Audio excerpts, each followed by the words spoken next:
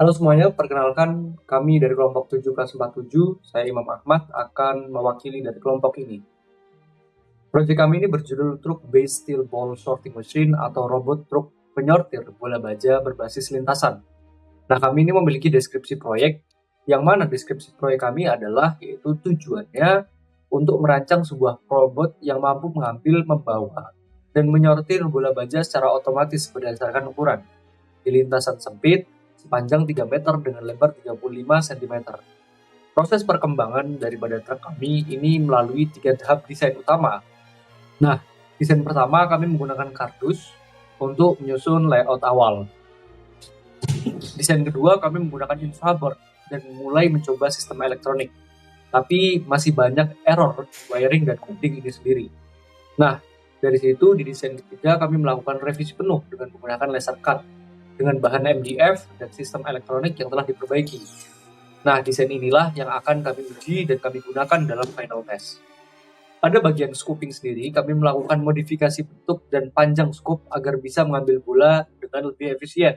Sistem penyortiran dirancang dengan tray yang miring berbasis gravitasi. Jadi nanti terdapat lubang untuk setiap ukurannya. Nah, robot ini sendiri digerakkan oleh 2 motor gearbox yang dikendalikan oleh Arduino Uno R3.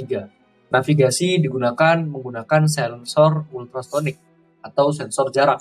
Struktur robot ini dibuat dari MDF dan triplek yang dipotong laser untuk presisi yang lebih detail. Nah, hasil pengujiannya pada saat kami melakukan final test, hasilnya tidak berjalan 100% sesuai harapan.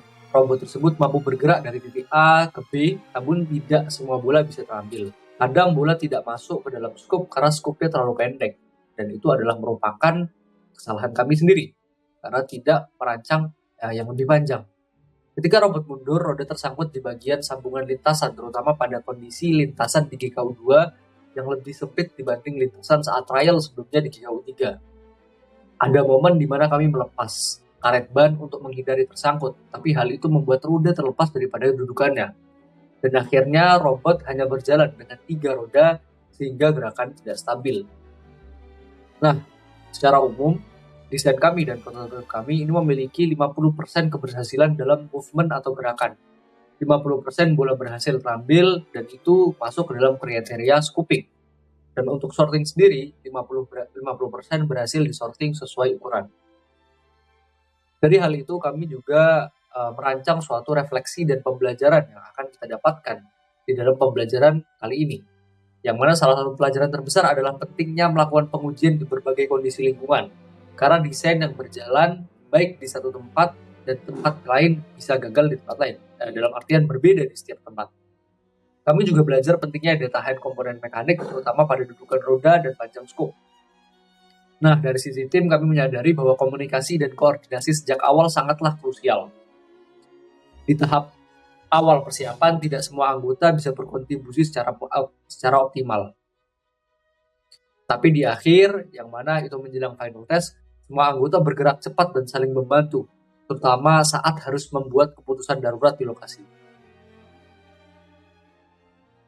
Dari sini kami juga belajar tentang bagaimana pentingnya pemikiran rekayasa atau engineering mindset. Jika tujuannya adalah A dan yang kami punya hanya B, C, dan D, maka tugas kami adalah membuat A tetap terjadi dengan cara apapun walaupun belum tahu jalannya. Nah, itulah cara berpikir seorang engineer.